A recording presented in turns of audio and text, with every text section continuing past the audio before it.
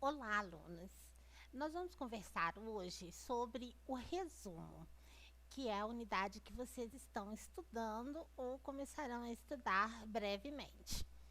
Resumir, como vocês devem ter lido já no livro digital da disciplina, significa extrair as ideias de um texto de forma seletiva, ou seja, selecionar as ideias mais importantes ou as ideias principais de um texto. No caso de as palavras-chave que acompanham muitos resumos que nós produzimos, elas resumem os temas principais abordados no texto. Elas devem sempre estar contidas no resumo e elas servem de base para pesquisa. O resumo e as palavras-chave são partes muito importantes no texto. Muitas vezes, para decidir se vamos ou não ler um texto, nós lemos o resumo ou fazemos pesquisas por palavras-chave para ver se encontramos textos científicos, teses ou dissertações relacionadas a um tema que estamos pesquisando. Por isso é muito importante fazermos as escolhas certas das palavras-chave quando estamos produzindo o nosso resumo, o nosso texto científico. Sobre a extensão do resumo. O resumo deve ter de 50 a 100 palavras para notas e comunicações breves. Eu vou dar exemplos para vocês daqui a pouco. De 100 a 250 palavras para artigos de periódicos e trabalhos de conclusão de cursos. De 150 a 500 palavras para os trabalhos acadêmicos, dissertação de mestrado e tese de doutorado e relatórios técnicos. E entram também os trabalhos de conclusão de curso, certo? Ou então, a quantidade de palavras vai variar de acordo com as normas de submissão para eventos acadêmicos científicos. Muitas vezes, para participar de um congresso, de uma jornada, de algum evento acadêmico científico, você precisa enviar um resumo do seu trabalho. E a quantidade de palavras que esse resumo pode ter é definida pelas normas deste evento. Então, ela pode variar também de acordo com as normas para este evento. Vocês têm que ficar atentos. Então, vamos ver agora o exemplo de um resumo de comunicação em evento científico.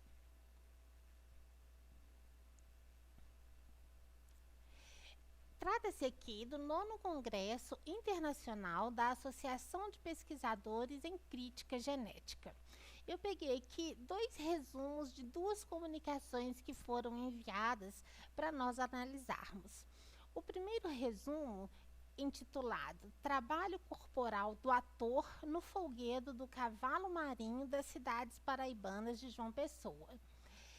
Veja como o autor estruturou este resumo. Ele já inicia de maneira bastante objetiva, de uma maneira que eu particularmente gosto que os resumos se iniciem.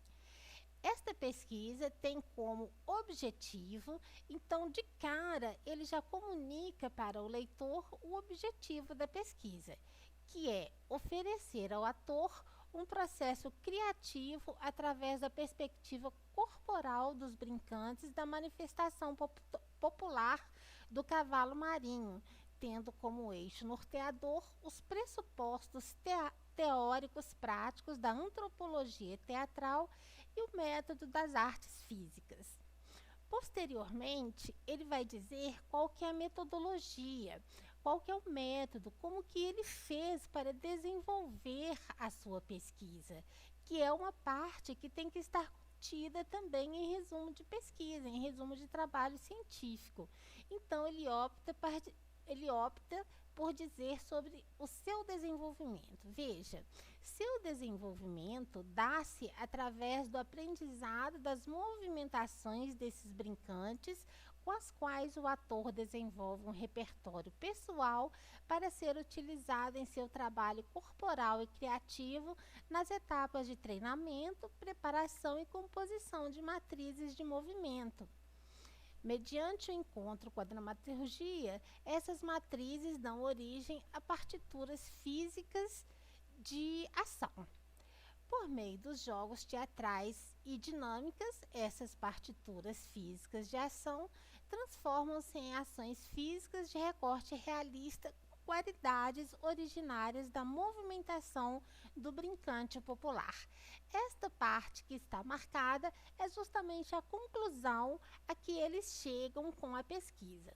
Eu acho, na minha opinião, faltou dizer nesse resumo a conclusão a que chegamos, as conclusões iniciais indicam usar algum elemento de coerência e coesão textual que deixe bastante claro para o leitor quais são as considerações iniciais ou conclusões que são possíveis chegar ou que serão apresentadas com este trabalho.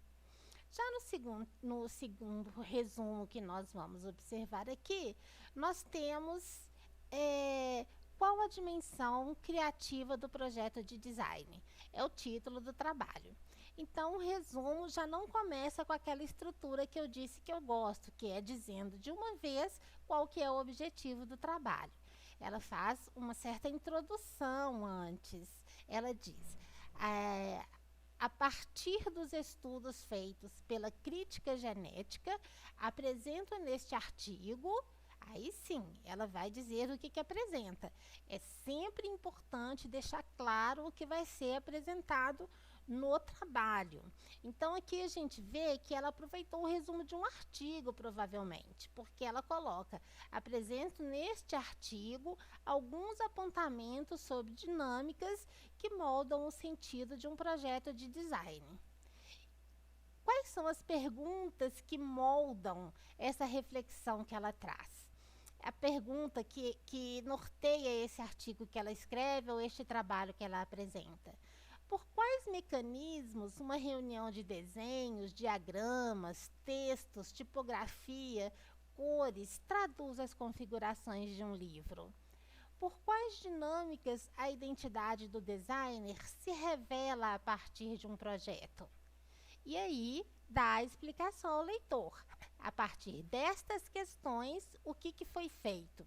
Investimos em uma argumentação teórica, ou seja, uma revisão teórica, a leitura de teóricos, que possibilite identificar as dinâmicas do projeto enquanto formas de proposição e pressuposição formais e conceituais realizadas pelo designer. A abordagem realiza-se a partir da investigação do processo criativo, considerando os termos que o definem como um produto de apropriação e conexões que são realizadas por ele para a formulação de novos conceitos e novas formas. É a conclusão a que essa abordagem teórica possibilita que eles cheguem por meio do que foi realizado a partir das leituras, possivelmente. Então, são exemplos aqui de resumos que são apresentados para congresso. Aqui, possivelmente, não foi exigido que fossem associadas ao resumo palavras-chave. Vamos ver agora o resumo de um artigo científico, relembrando que as duas partes mais divulgadas de um artigo são o título e o resumo. Peguei esse no site do Cielo, tá, gente? Professores discriminados, um estudo sobre os docentes do sexo masculino nas séries do ensino fundamental. Então, a gente tem aqui uma primeira chamadinha para informações que vêm aqui ao lado ou no rodapé, que nos informa que trata-se de um artigo financiado, trata-se de um artigo que é resultado de uma pesquisa financiada pela Fundação para a Ciência e Tecnologia, realizada na Faculdade de Psicologia e Ciências da Educação da Universidade de Coimbra, em Portugal. E logo depois, nós temos informações sobre a Amanda de Oliveira Rabelo, que é da Universidade Federal Fluminense, e o contato dela aqui, o e-mail dela logo aqui abaixo, que é comum que os autores de artigos científicos divulguem logo abaixo do seu nome ou em nota de rodapé indicada o e-mail para contato. Então vamos ver como que esse resumo inicia, do jeito que eu gosto. Olha só, este artigo tem como objetivo analisar algumas representações de gênero que envolvem a docência nas séries iniciais do ensino fundamental no Rio de Janeiro e em Aveiro, Portugal, especialmente as representações geradoras de discriminações que afetam os homens atuantes na profissão. Posteriormente, uma breve reflexão sobre esta questão. Socialmente definida como feminina, tal profissão carrega representações que podem diferenciar as práticas e as escolhas, sendo que muitas delas associam o magistério ao feminino e alegam que os professores estariam fora de lugar. Os professores homens estariam fora de lugar. E aí vai dizer sobre a metodologia e o tipo de análise que fez, se foi quantitativa ou qualitativa. Esse resumo para mim é o melhor, tá bom? Dos que eu apresentei. A partir de uma análise qualitativa e quantitativa de questionários e entrevistas com professores desse segmento, examinamos então as representações de gênero que circulam em relação à docência nas séries iniciais do ensino fundamental. Se existe discriminação em relação a eles, bem como se os homens que entram na profissão são desprovidos de preconceitos e ajudariam a diminuir as discriminações de gênero. Conclusão. Olha a conclusão. Eles usam o organizador textual aqui, concluímos, que vai indicar que tem uma conclusão sendo apresentada.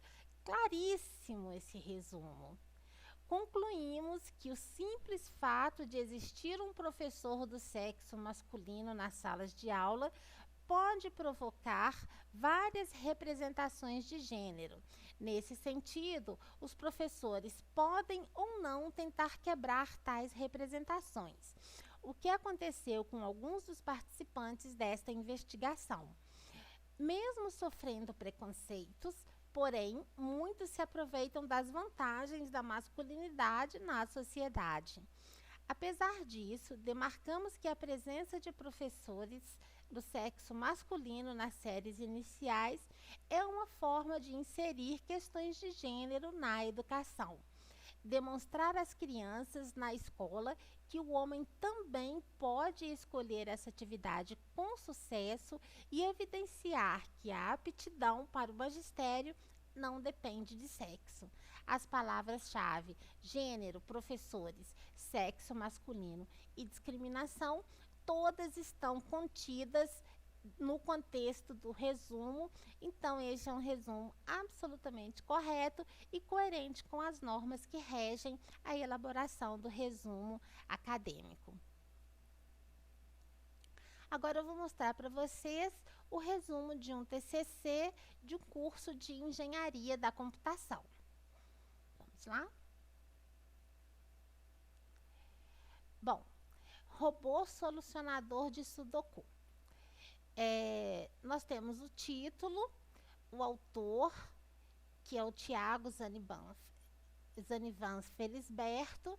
Nós temos o resumo em 2 línguas e eu acredito que teríamos que ter aqui também as palavras-chave, mas como se trata de um site de divulgação dos trabalhos de conclusão de curso dessa universidade, talvez seja regra já do repositório de colocar aqui no site que não apareçam as palavras-chave, tá bom, gente?